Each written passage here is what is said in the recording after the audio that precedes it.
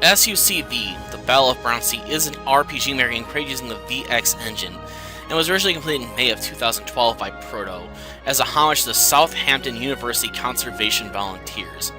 And while the reasoning behind this game is rather unique and deserving of respect, it doesn't change my opinion that this game is a mixed bag in terms of its overall quality, and is a bit iffy in terms of being enjoyable. I'll be upfront admitting that the Battle of Brownsea is a bit lacking in terms of its story and characters. The story starts out with you being a new member to the organization and then stumbling into a glowing orb.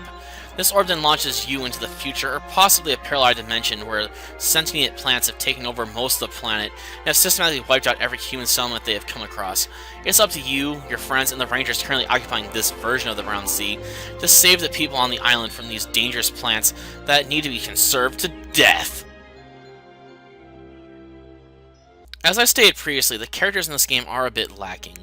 Most of the characters only get a few scenes to establish their personalities, but we never spend enough time with them to really get to know them. I guess you could argue that this game was meant to be a rather short experience, and learning more about the characters wasn't necessary.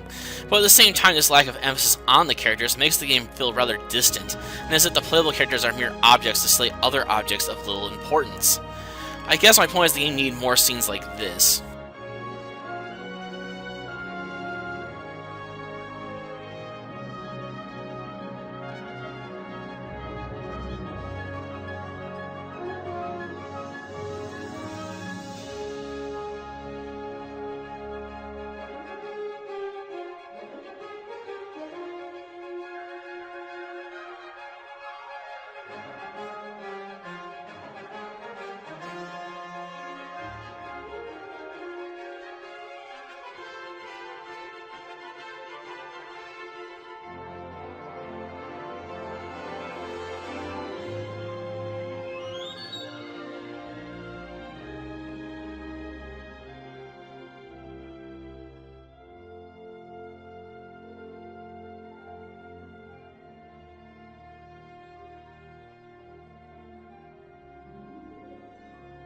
Combat-wise, the game utilizes an active time battle system that is permanently set to wait mode. So the combat system is more like a passive time battle system than an active one. Though, I probably shouldn't complain since I'm not fond of the active time battle system anyway. Though with the way the combat system is set up, it feels more like the count time battle system from Phantom Brave. Though the game doesn't quite pull this off either, since the speed difference between most of the characters and enemies is so minute that it has little impact on the turn order, and thus the combat largely feels like your standard old-school turn-based battle system.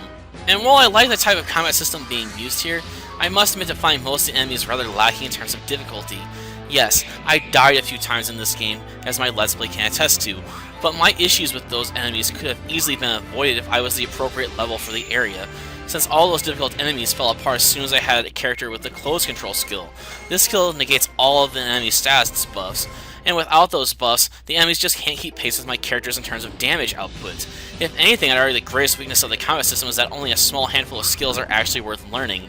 These skills are back attack, focus, critical strike, and the previously mentioned close control. Another issue with the combat system is that it negates one of its own ideas. One of the main ideas of the early game is that certain enemies are vulnerable to certain types of weapons.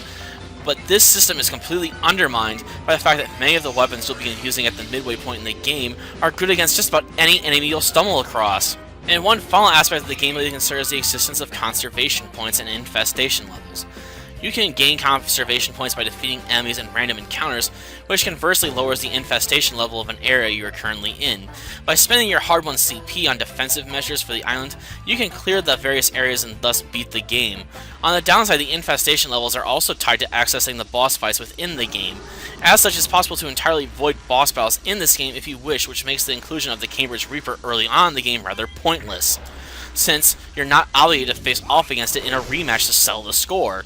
And on a more personal note, I find the lack of required boss fights in this game rather disappointing.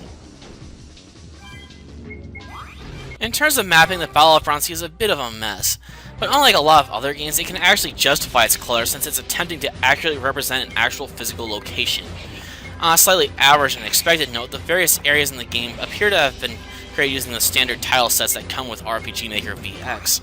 Final positive note though, most of the enemies are clearly original and were probably lifted from multiple sources. In terms of background music, the game has clearly taken tracks from several other games. And while this does give the game the upshot of having a rather enjoyable soundtrack, the game also hurts itself since some of the soundtracks feel mishandled. The best example of this probably takes place on the East Road after you've cleared it of all infestation. The game still plays a soundtrack that makes it sound like you're in serious danger of being attacked at any moment, even though an enemy encounter isn't even possible. While SUCV doesn't do enough things wrong in my opinion to be considered a bad game, it is definitely a disappointing game in a lot of regards. Even taking into consideration Proto's comment that this game was aimed at non-gamers doesn't change my opinion on that score. If you're looking for a fun RPG experience that also challenges your abilities, I'd give this game a pass. If you're looking for an easy game to kill time with, then this game might be worth checking out.